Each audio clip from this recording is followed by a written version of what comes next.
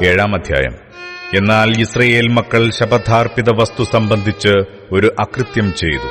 യഹൂദാ ഗോത്രത്തിൽ സേരഹിന്റെ മകനായ സബ്ദിയുടെ മകനായ കർമ്മിയുടെ മകൻ ആഖാൻ ശപഥാർപ്പിത വസ്തുവിൽ ചിലത് എടുത്തു. യഹോവയുടെ കോപം ഇസ്രായേൽ മക്കളുടെ നേരെ ജ്വലിച്ചു.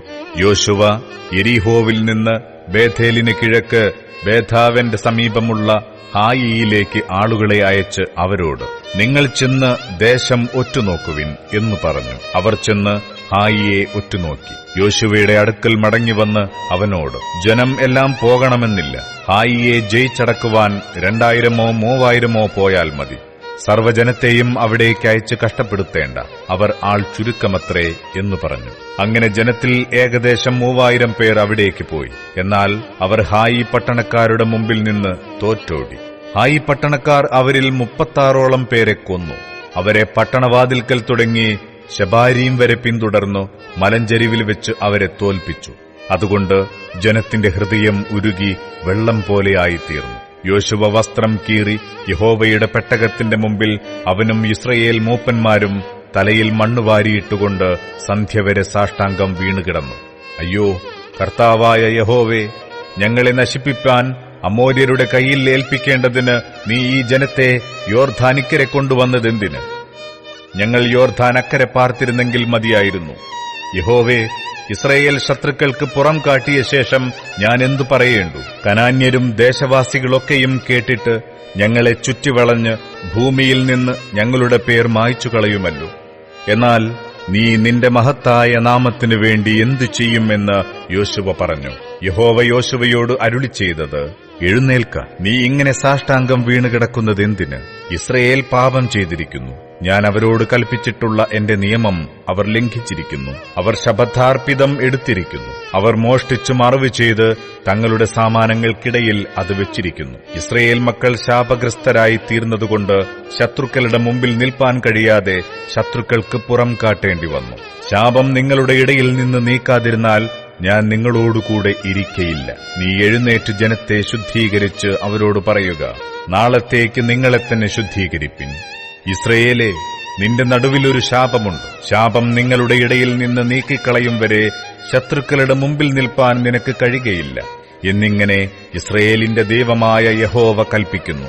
നിങ്ങൾ രാവിലെ ഗോത്രം ഗോത്രമായി അടുത്തുവരേണം. യഹോവ പിടിക്കുന്ന ഗോത്രം കുലം കുലമായി അടുത്തുവരേണം. യഹോവ പിടിക്കുന്ന കുലം കുടുംബം കുടുംബമായിട്ട് അടുത്തുവരേണം. യഹോവ പിടിക്കുന്ന കുടുംബം ആളാം പ്രതി അടുത്തുവരേണം. ശപഥാർപ്പിത വസ്തുവോട് കൂടെ പിടിക്കപ്പെടുന്നവനെയും അവനുള്ള സകലത്തെയും തീയിലിട്ട് ചുട്ടുകളയണം. അവൻ യഹോവയുടെ നിയമം ലംഘിച്ചു ഇസ്രയേലിൽ വഷളത്വം പ്രവർത്തിച്ചിരിക്കുന്നു. അങ്ങനെ യോശുവ അതികാലത്ത് എഴുന്നേറ്റ് ഇസ്രയേലിനെ ഗോത്രം ഗോത്രമായി വരുത്തി. യഹൂദാഗോത്രം പിടിക്കപ്പെട്ടു. അവൻ യഹൂദാഗോത്രത്തെ കുലം കുലമായി വരുത്തി. സർഹ്യകുലം പിടിക്കപ്പെട്ടു. അവൻ സർഹ്യകുലത്തെ കുടുംബം കുടുംബമായി വരുത്തി. സബ്ദി പിടിക്കപ്പെട്ടു.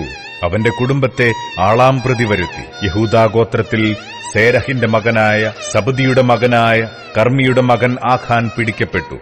യോശുവ ആഖാനോട്, മകനെ, ഇസ്രയേലിന്റെ ദൈവമായ യഹോവയ്ക്ക് മഹത്വം കൊടുത്ത് അവനോട് ഏറ്റുപറയുക. നീ എന്തു ചെയ്തു എന്ന് പറക, എന്നോട് മറച്ചുവെക്കരുത് എന്ന് പറഞ്ഞു. ആഖാൻ യോശുവയോട്, ഞാൻ ഇസ്രയേലിന്റെ ദൈവമായ യഹോവയോട് പിഴച്ച് ഇന്നത് ചെയ്തിരിക്കുന്നു സത്യം. ഞാൻ കൊള്ളയുടെ കൂട്ടത്തിൽ വിശേഷമായൊരു ബാബിലോന്യ മേലങ്കിയും 200 ശേക്കൽ വെള്ളിയും 50 ശേക്കൽ തൂക്കമുള്ള ഒരു പൊൻകട്ടിയും കണ്ടു മോഹിച്ച് എടുത്തു.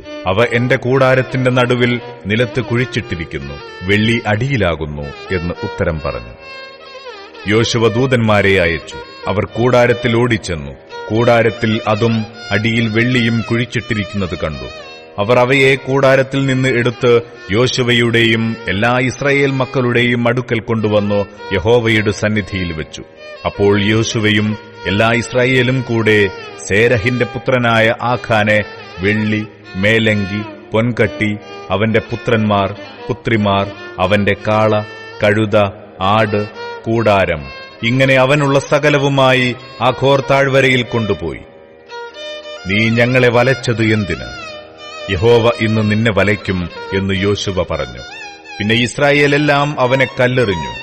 അവനെ തീയിലിട്ട് ചുട്ടുകളയുകയും കല്ലെറിയുകയും ചെയ്തു. അവന്റെ മേൽ അവർ ഒരു വലിയ കൽക്കുന്നു കൂട്ടി. അത് ഇന്നുവരെയിരിക്കുന്നു. അങ്ങനെ യഹോവയുടെ ഉഗ്രകോപം മാറി. അതുകൊണ്ട് ആ സ്ഥലത്തിന് ആഖോർ താഴ്വര എന്ന് ഇന്നുവരെ പേർ പറഞ്ഞു വരുന്നു.